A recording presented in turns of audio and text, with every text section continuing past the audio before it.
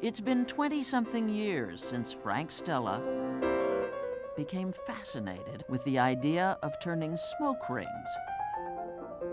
into art. Now, is this part of the cigar smoke effect here? I don't know about that. This is for sure. And this is. And that is. It may seem like a grown man playing.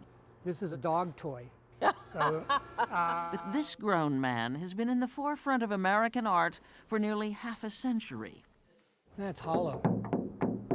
That's the beauty of carbon fibers. And how he got to this, from this, is nothing short of the art world equivalent of the Big Bang. The black paintings are a lot of things, but first, perhaps, and foremost, they're structural. But they're basically, in the end, all paintings are painted objects. The objects his black paintings resembled were grenades lobbed at the art establishment. It was 1959, the era of the abstract expressionists, people like Jackson Pollock or Willem de Kooning. Along comes this kid from Malden, Massachusetts, who'd majored in history, not art, at Princeton, and he's doing something new. Something that came to be known as minimalism. At the age of 23, he's a sensation.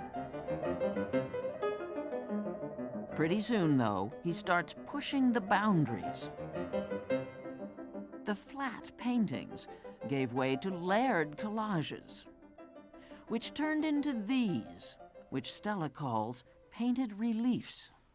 I mean, I like to think that the paintings are at least as alive as I am now. I mean, if the paintings seem dead, I get worried. I mean, that I may be dead. That's about where he was in 1983 when Sunday Morning first made his acquaintance. Painting has to move, and I mean, the gesture and the color has to have a rhythm of its own. Even then, as Charles Kuralt noted, he was fascinated by architecture and had begun experimenting. These Stella constructions were inspired by a book of photographs of wooden synagogues in Poland. You have to relate each piece to each other, and it just sort of snowballs. That's the way it goes. I think they just, the forms ask to be treated that way. That's all I can say. Once the forms asked to get down from the wall, they grew wildly. By the early 1990s, he really did consider what he was doing to be architecture. In fact, painting into architecture was the name of a recent exhibition at the Metropolitan Museum of Art in New York, tracing the evolution of his work. Have any of your architectural designs been built? Nope. So far, they haven't been built, but their main problem is that they're clientless. Although this is the model of a band shell commissioned for a park in downtown Miami that almost got built. Just walk under it, or walk through it. I mean, I guess you could walk through.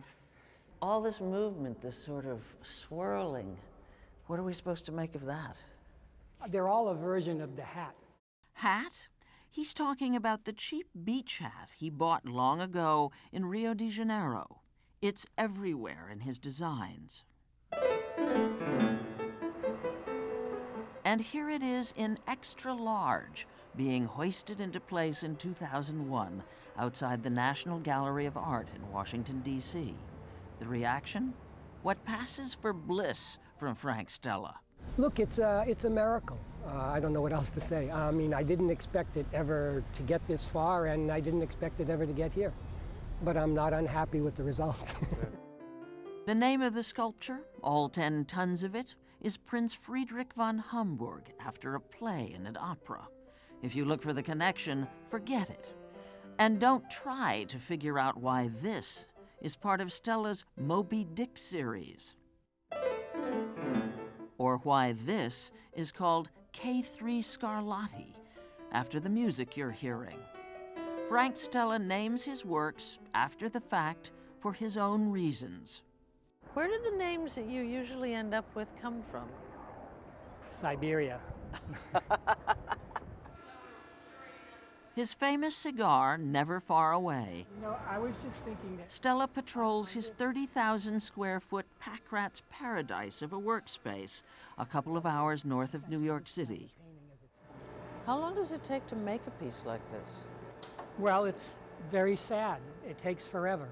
Sort of a cross between glacial and evolutionary time. And as they say, time is money. His pieces cost a fortune to make, but they also sell for a fortune. In 2004, Art News magazine named Frank Stella as one of the 10 most expensive living artists. Prices for pieces in a show at the Paul Kasman Gallery in New York over the summer ranged from $135,000 to just under $1 million. This painting just sold at Sotheby's for $2.6 million, all of which is ironic, since every time he tries something new, the critics brutalize him. Twits are twits. There's nothing you can do about it. They're not going to change. The critics notwithstanding, Frank Stella is important enough to have had 3, count them 3, simultaneous exhibitions, big ones, in New York just this past summer. You certainly got a lot out of that hat. Yep. Including one on the roof of the Metropolitan Museum. Anyway, this is what it does. Are people going to be allowed to No, turn it? they're not. So you'd think he'd relax and enjoy the honor. But just listen to how hard he is on himself. I think it's unfortunately fair to say about me that, I think I've outperformed my abilities. Certainly, de Kooning and Pollock were more gifted as artists than I am, and Where do you think you fit? well, I fit after them, but maybe closer than others. For Frank Stella, a man whose name means star, a career anybody else would call stellar isn't good enough.